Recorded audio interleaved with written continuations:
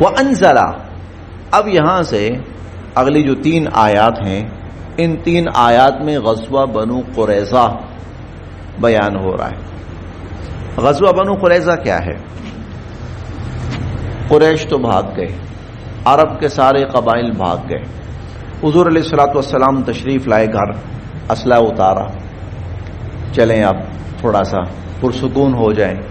اتنے میں جبرائیل امین تشریف لائے کہ آپ نے تو اسلحہ اتار دیا ہے لیکن فرشتوں نے اسلحہ نہیں اتارا، اور اللہ تعالیٰ فرما رہے ہیں کہ بنو قریظہ کو سزا دینی ہے کیونکہ انہوں نے عہد شکنی کی ہے۔ وہ حلیف تھے آپ کے، لیکن اس وقت آپ کا ساتھ دینے کے بجائے آپ کے دشمنوں کے ساتھ مل گئے، غداری کی انہوں نے، عہد شکنی کی انہوں نے، ان کو سزا دینی ہے۔ چنانچہ حضور علیہ الصلوۃ والسلام نے صحابہ کرام سے فرمایا چلو بنو قریظہ کے علاقے کی طرف۔ اب جب ان کو پتہ چلا تو وہ اپنے قلعے میں جا کر محصور ہو گئے۔ مسلمان گئے، گھیراؤ کر لیا، تقریباً 1 مہینہ محاصرہ رہا۔ آخر وہ تنگ آ گیا، کیا کریں؟ مشورہ ہوا ان کا آپس میں، کیا کریں؟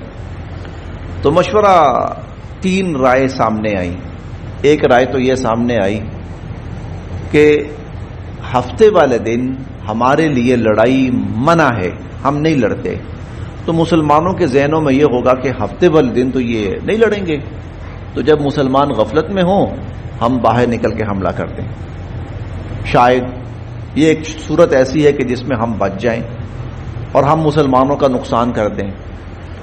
تو باقی کہنے لگے نہیں، ہماری تاریخ میں ایک دفعہ پہلے ہم یہ غلطی کر چکے ہیں اور اس کی بڑی سزا بھگت چکے ہیں، لہذا یہ نہیں کرنا۔ اچھا، یہ دوسری رائے یہ آئی کہ پھر ایسا کرتے ہیں کہ ہم سب کے سب جا کر اسلام قبول کر لیتے ہیں، جب ہم مسلمان بن جائیں گے تو پھر تو ظاہر ہے ہمیں کچھ نہیں کہیں گے وہ۔ باقیوں نے کہا یہ تو ہو ہی نہیں سکتا، یہ تو سوال ہی پیدا نہیں ہوتا، ہم اپنا دین چھوڑ کر کسی اور دین میں چلے جائیں۔ تیسری رائے یہ آئی پھر ایسا کرتے ہیں مسلمانوں کے سامنے ہتھیار ڈال دیتے ہیں، جو وہ فیصلہ کریں گے۔ یہ رائے، اس کے علاوہ کوئی آپشن نہیں تھا ان کے پاس، یہ رائے انہوں نے قبول کر لی۔ چنانچہ دروازے کھولے، ہتھیار ڈال دیے حضور علیہ الصلوۃ والسلام کے سامنے۔ حضور نے فرمایا اچھا بھائی کیا خیال ہے، تمہارا فیصلہ میں اپنے قرآن کے مطابق کروں یا تمہاری تورات کے مطابق؟ نہیں، تمہارا ہی ایک بندہ، تمہارا ہی ایک ساتھی، میں اس سے تمہارا فیصلہ کرواؤں۔ حضرت سعد بن معاذ پہلے یہودی تھے، اسلام لائے اور مسلمان ہوئے، تو حضور نے فرمایا کہ تمہارا ہی ایک ساتھی سے تمہارا فیصلہ کروا دوں، کیا خیال ہے؟ وہ کہنے لگے جی ہمیں قبول ہے۔ حضرت سعد بن معاذ رضی اللہ عنہ کو بلایا گیا، جی بتائیے۔ وہ کہنے لگے جی میں تورات ان کی کتاب کی روح سے فیصلہ کروں گا، کیونکہ اگر ہم کہیں نا ہم قرآن سے فیصلہ کرتے ہیں تو ہو سکتا ہے وہ کہے جی ہم تو نہیں مانتے، لیکن چلو میں ان کی کتاب سے فیصلہ کرتا ہوں، تورات سے۔ اور وہ کہنے لگے جی فیصلہ یہ ہے تورات کے مطابق اس جرم کی سزا یہ ہے ان کے مردوں کو قتل کر دیا جائے اور ان کی عورتوں اور ان کے بچوں کو قیدی بنا لیا جائے اور ان کی زمین اور ان کے وسائل سب پر قبضہ کر لیا جائے، کہ یہ تورات کے مطابق۔ چنانچہ پھر اس کے مطابق ان کے مرد جتنے تھے قتل کر دیے گئے، عورتیں اور بچے وہ قیدی بنا لیے گئے، اور ان کی جتنی زمین اور یہ سارا علاقہ یہ خود بخود مسلمانوں کے اختیار اور اقتدار میں آ گیا۔ اس طرح اللہ مدد فرماتے ہیں۔